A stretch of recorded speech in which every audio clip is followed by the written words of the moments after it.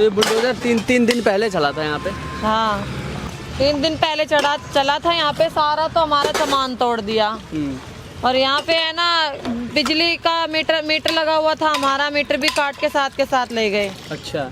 और हमारे यहाँ की सारी आईडियाँ हैं झुग्गी नंबर से।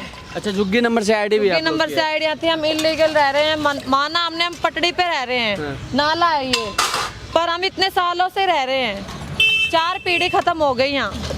इतने सालों से जब हम यहाँ रह रहे हैं तो हमें कुछ मिलना नहीं चाहिए।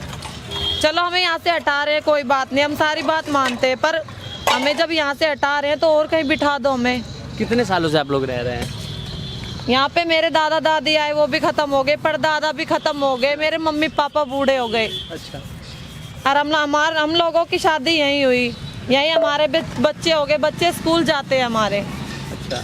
पहले तो वो सरकार ये बोलती है युवार अपने बच्चे नहीं पढ़ाते हैं, पढ़ाओ अपने बच्चों को। अब जब हम बच्चे पढ़ा रहे तो पढ़ाने क्यों नहीं देते हमें? क्या हम ऐसे ही भटकते रहेंगे? हमारा कोई ठिकाना नहीं है।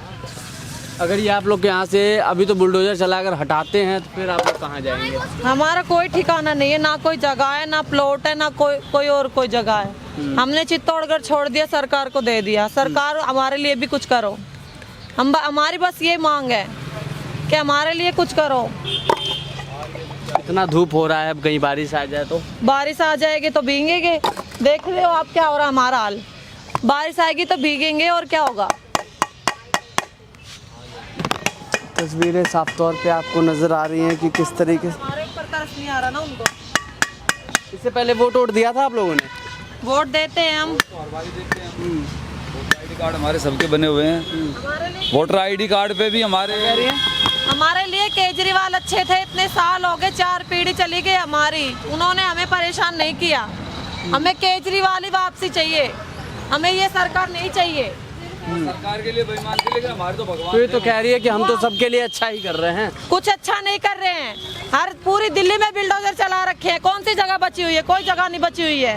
पूरी दिल्ली में बिल्डोजर चला रखे हैं। सारी पब्लिक हाय हाय कर रही है। सारी पब्लिक इनको गालियां दे रही है, जूते मारेगी इनको पब्लिक। इनको किसी दिन देखना, जूते मारेगी इनको, सामने आने चाहिए। पब्लिक कह रही है हमारे सामने लाओ, इनको जूते मारेंगे हम लोग। हमारी जिंदगी खराब कर दी है ये सरकार, हमें नहीं चाहिए। हमें केजरीवाल ही वापसी चाहिए। केजरीवाल ने इतने साल हो गए हमें परेशान नहीं किया कभी। उससे पहले कुछ नहीं कहा, अच्छा ही किया है। कुछ नहीं कहा था इससे पहले? कुछ नहीं किया हमारे लिए, कुछ नहीं कहा हमें, कुछ परेशान नहीं किया हमें। और मदद करते वो तो मदद करते थे हमें, हमारे खाते में पैसे आते थे, आर्थिक मदद करते थे। हमारे खाते में पैसे आते थे, हमारी मदद करते थे।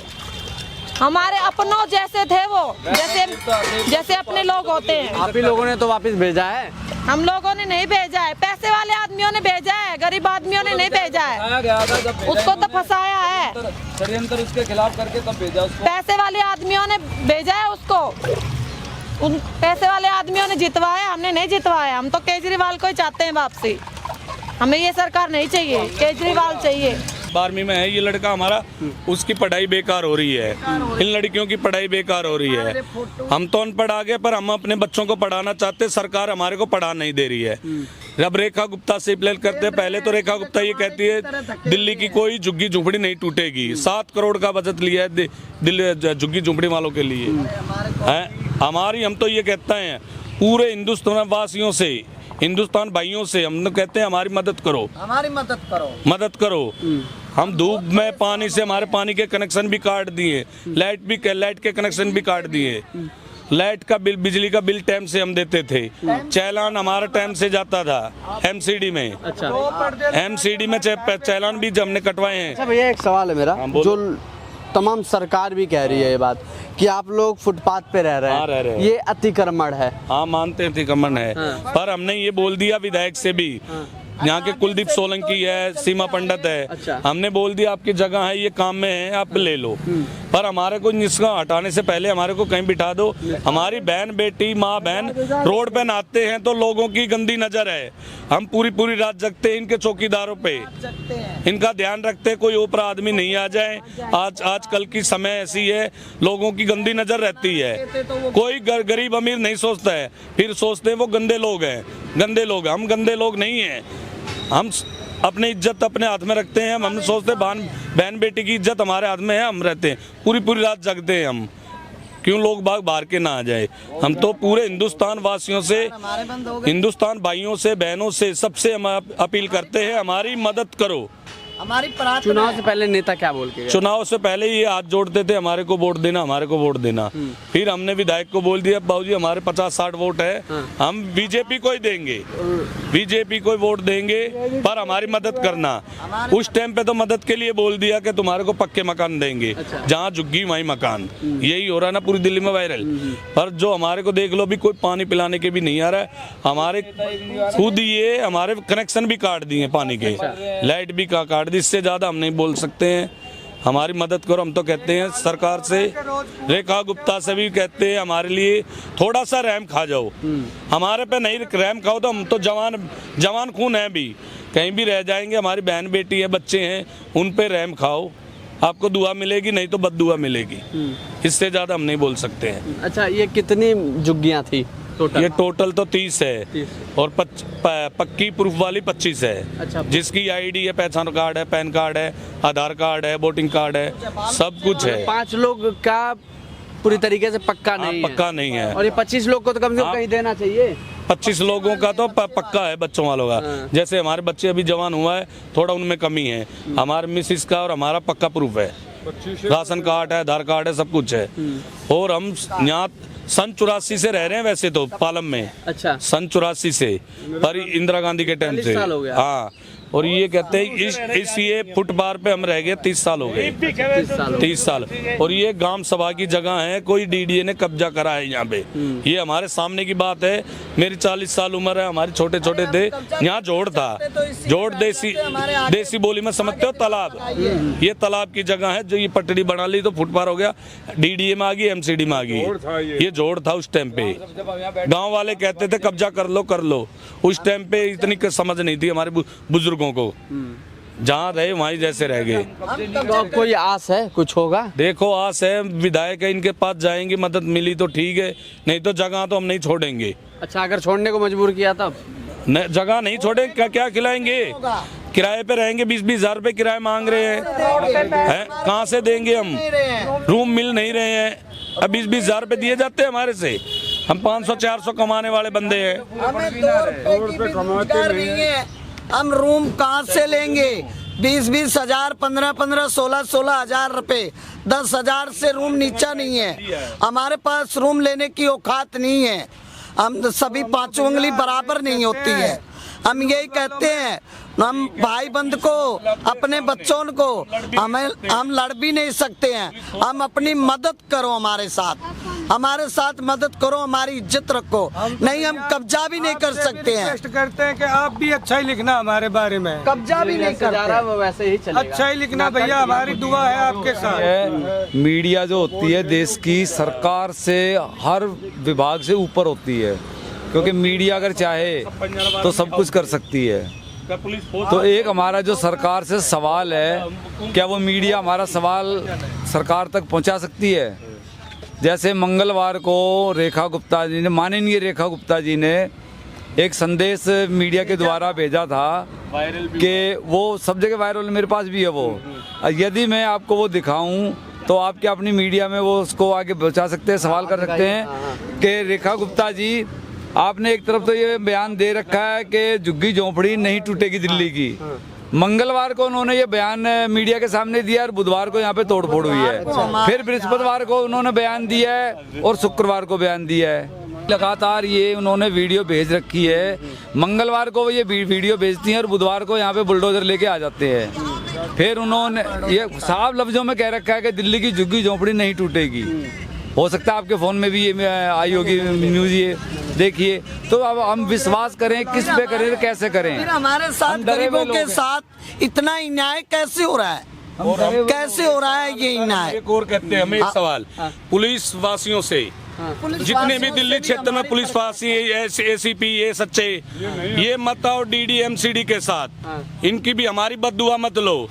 हम इन्हीं का, पुलिस वासियों का हम बराबर का हम नहीं कर सकते सामना। हम इनकी इज्जत करते हैं पुलिस वालों की, क्यों हम ये पूरे देश के लिए है, सपोर्ट के लिए, पर ये इनके ये जहाँ झुग्गी झुपड़ी हमारी तो टूट गई है, पर जो भी एक्शन लेना चाहती है MCD DDA वहाँ मत जाओ साथ, मत जाओ साथ।